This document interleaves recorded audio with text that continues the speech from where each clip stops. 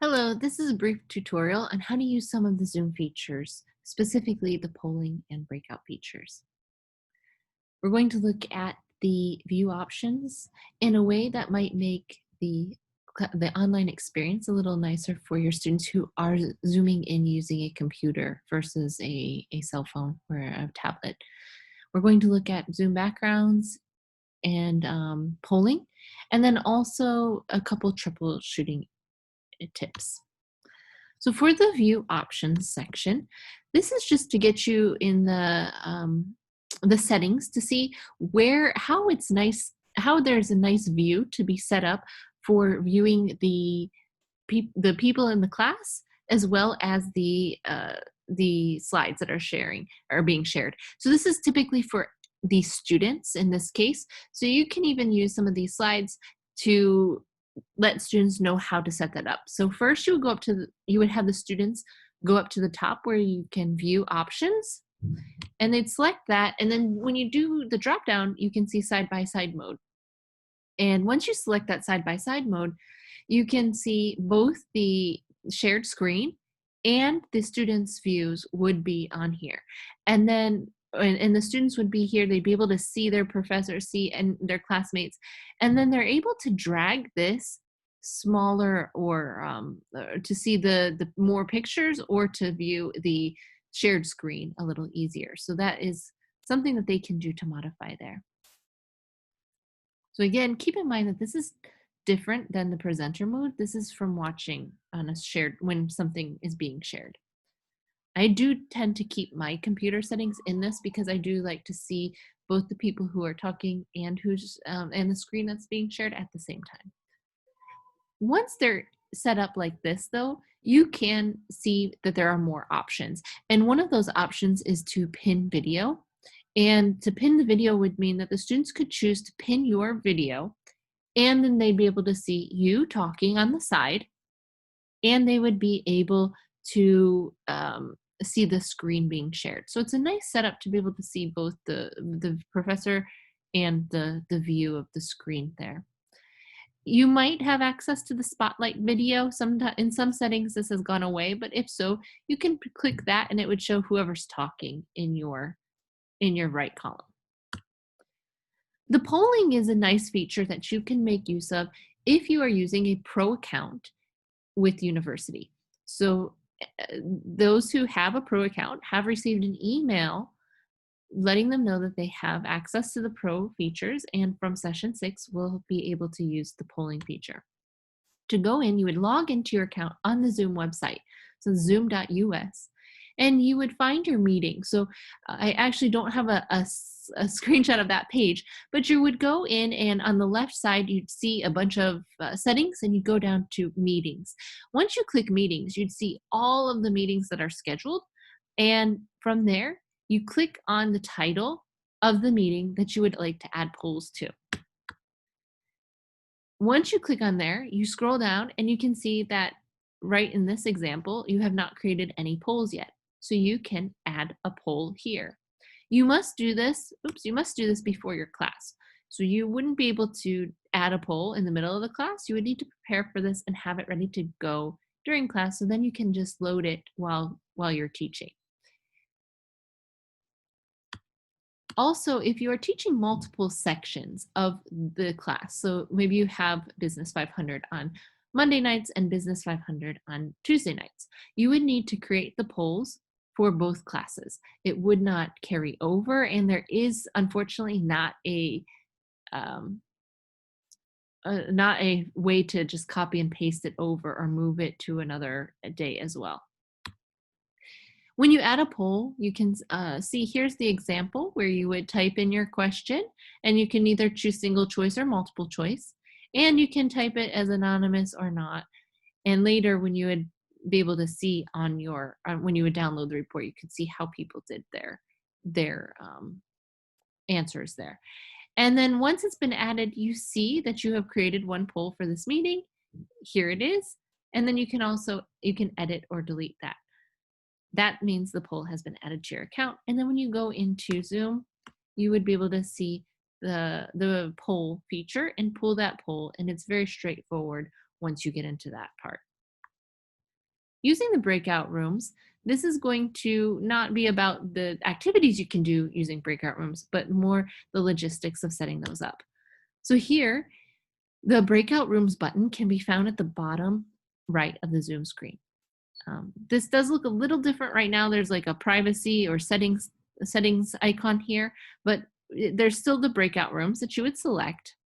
And once you select the breakout rooms, you can choose how many rooms that you would like to divide the participants into. And that can be done automatically or manually. If you really want certain students in certain groups, you would want to choose manually. It does take a little longer to set that up, but the benefit is that you can get students working in the groups that you want them to be in. If it's just a short activity and it doesn't really matter who's working with who, you can choose the automatic sort, and then it would break up everyone according to the amount of rooms you selected. Once you've selected that way, you'd create breakout rooms to start. And this would be an example of a way where um, you can see that this is the cool group, this is the fun times group. So you can exchange students, you can move students to a different room, you can even add new rooms here. And this would be an example of both. This would be shown in both the manual and automatic sort, but with the manual, you would go in here and just click on that 6 as you're sorting, and then a list of the participants would come up and you could add them in there at the time. I do recommend that you play around with this a little bit before your class starts, so you can use a cell phone, and you can use it maybe if you have a couple devices in the house, or you want to reach out and talk to some family members. You only really need like two additional devices to practice this on your own and see what it looked like from the teacher side and the student side. Once you're ready here, you can open all rooms. There are a few other features that you can find in the options. If you wanted to recreate all the rooms, you'd select this here. One thing is, if you do set your rooms from the beginning manually, then anytime you go back, you would like close the breakout room and then you open it again, it would automatically put the students in the same breakout room. So it does save time, especially if you want to have students working with the same group for multiple tasks.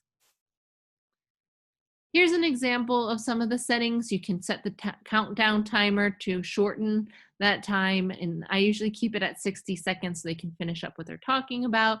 And then students can return to the main session, but there's also a feature that they can request the help from the host. So you can teach them how to use that. And again, if you do practice using these features on your own ahead of time, it really helps you understand how this works. So once you're ready with all the details, you open those rooms by selecting open rooms. And this is again how you would recreate. So if you wanted to do another breakout room, but you don't want them all to be in the same group, you can just recreate all rooms. And then to end a breakout room session, you would click on close all rooms. And then you would be able to see that I have the settings for 60 seconds. So then in 60 seconds, everyone is put back into that main room. One thing to think about though, is you might want to leave a couple students in the main room. That's because the main room is the only room being uh, recorded. So in order to do that, it's much easier to do it in a manual setting because it doesn't actually put all students in a room. You move them out of the main room into a room. And that would show, you would be able to keep maybe your group of 4 in the main room. So anyone who's watching the recording would then be able to see that. Now that would depend on what your purpose is. If you have them working on a task and if a student is absent, maybe they don't need to watch other students work. They would need to do that assignment themselves. So it's really up to how you would want to set that up. And then here is that invite host to breakout room. So the student view or those who are in the breakout session would see something like this at the bottom of their screen, and they can ask for help. And then that would give you a notification, or this would pop up. They'd invite host, and then you would get this notification here, and you can join that breakout room right away.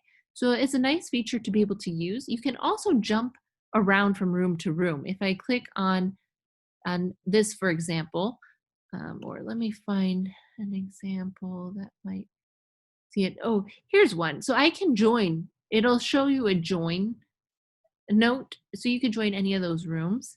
Right now, this shows that, oops, I would be in this breakout room 1, but let's say I wanted to join breakout room 2. I'd be the only one, but I can join that, and then it would change this one to join again.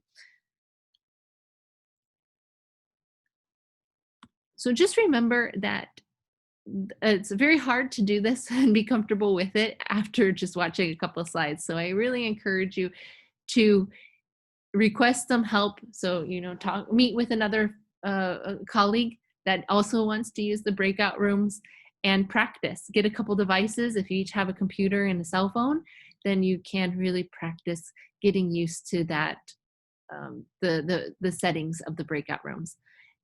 So enjoy, and please let me know if you have any questions. Thank you.